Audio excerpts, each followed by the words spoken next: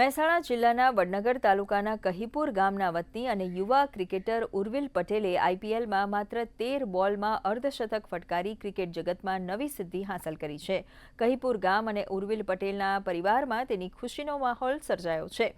ઉર્વિલ પટેલ હાલ આઈપીએલમાં Chennai super Kings team માટે રમી રહ્યા છે। ઉર્વિલના માતા-પિતા બંને શિક્ષક તરીકે ફરજ બજાવે છે। દીકરાની આ સિદ્ધિથી ગર્વ અનુભવી રહ્યા છે। ગર્વની વાત છે।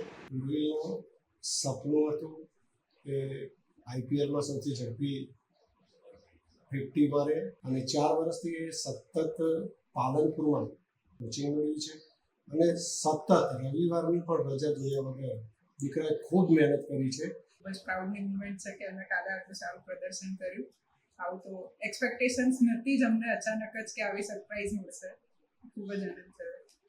એમ ઉર્વિલનું મન અડગ હતું, ભલે એને આગળની મેચમાં થોડું પરફોર્મન્સ ડાઉન થયું, પણ એને જેનું મન એનું મનોબળ ઉત્તમ હતું એથી આજે એને સૌથી ઝડપી હાફ સેન્ચુરી બનાવી અને એને પોતાનું તો નામ રોશન કર્યું છે, સાથે સાથે અમારા સમગ્ર પરિવારનું નામ રોશન કર્યું છે અને એનો અમને ઉર્વિલ ઉપર ખૂબ ગર્વ છે।